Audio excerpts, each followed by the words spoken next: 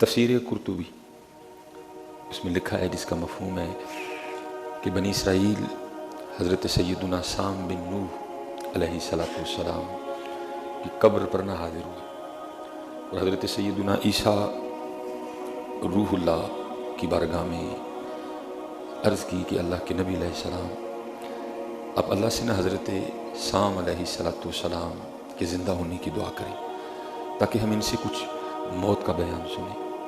لکھا ہے کہ حضرت عیسیٰ روح اللہ علیہ السلام نے 2 رکعتیں ادا فرمائیں اور اللہ کے حضور دعا کی کہ اللہ حضرت سام کو زندہ فرما۔ حضرت سام رضی اللہ تعالیٰ عنہ زندہ ہوئے، اپنی قبر سے باہر تشریف لائے۔ تو جب اپنی قبر سے باہر نکلے نا، تو حضرت عیسیٰ علیہ السلام نے دیکھا کہ ان کے سر مبارک اور داڑھی مبارک کے سارے بال سفید تھے۔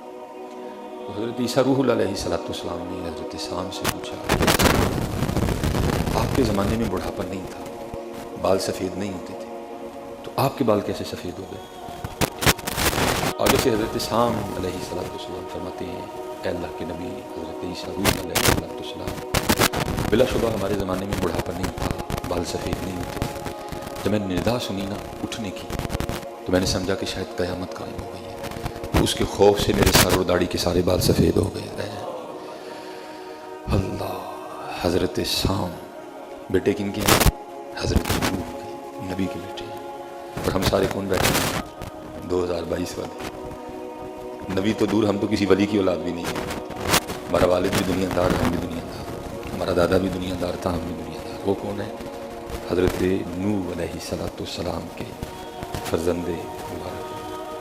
فرمایا جب انتقال ہوا تھا تب نہیں سفید، تب کالے ہی تھے، کیونکہ سب سے پہلے سفید بال حضرت ابراہیم علیہ السلام کو آئے، آپ سے پہلے کسی کے بال سفید نہیں ہوتے تھے۔ کہا ٹھیک ہے، جب اس دار فانی سے کوچ کیا تو کالے تھے سارے، لیکن جب ندا آئی نا کہ اٹھو، مجھے تو علم نہیں تھا کہ آپ نے دعا کی ہے میرے زندہ ہونے کی، میرے قبر سے باہر زندہ تو ہیں سارے نیک لوگ اپنی اپنی قبر، میں نے سمجھا شاید قیامت آ گئی ہے، تو اس کے خوف سے میرے سر اور داڑھی کے سارے بال سفید ہو گئے۔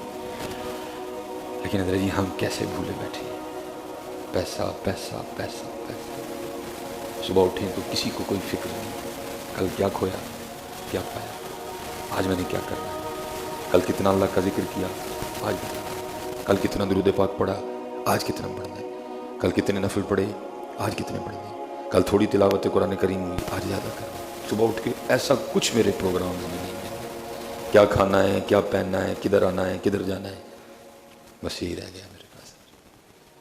کا اس خوف سے میرے بال سفید ہو گئے کہ شاید قیامت قائم ہو گئی ہے اور اللہ کی بارگاہ میں حاضری کا وقت آ گیا۔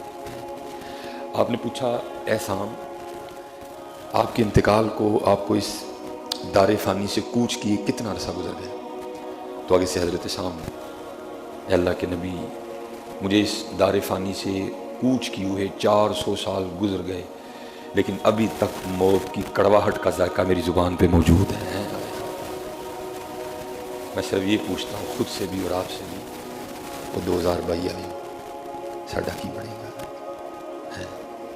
ہمارا کیا بنے گا؟ وہ سلیمان مصباحی، تیرا کیا بنے گا؟ کہا 400 سال گزر گئے مجھے اس دار فانی سے کوچ کے، لیکن ابھی تک میری زبان پہ موت کی تلخیاں، موت کی کڑواہٹ کا ذائقہ موجود ہے، ہمارا کیا بنے گا؟ نہیں، ابھی وقت ہے، کوئی تیاری کریے یار، جس کو چھوڑ کے جانا ہے اس کو سجانے میں لگے۔ میں نہیں منع کروں گا، نہ سجاؤ، جہاں تک شریعت اجازت دیتی ہے سجاؤ اس کو بھائی، لیکن جہاں جانا ہے اس کو بھی تو سجاؤ، اس کو کیوں بھولو؟ میرے محبوب علیہ السلام فرماتے ہیں، جو دن میں روز 10 بار موت کو یاد کرے گا، جو دن میں روز 10 بار موت کو یاد کرے گا، بروز قیامت وہ شہداء میں سے اٹھایا جائے گا۔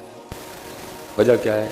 جو دن میں 10 بار موت کو یاد کرے گا، پھر اس نے کنڈنی مارنی ہے، اس نے پھر کب کم تولنا ہے؟ وہ تو نہیں تنہائی میں بیٹھ کے موبائل کا غلط یوز کرے گا، اس کو یاد ہے کہ میں نے اللہ کی بارگاہ میں جانا ہے۔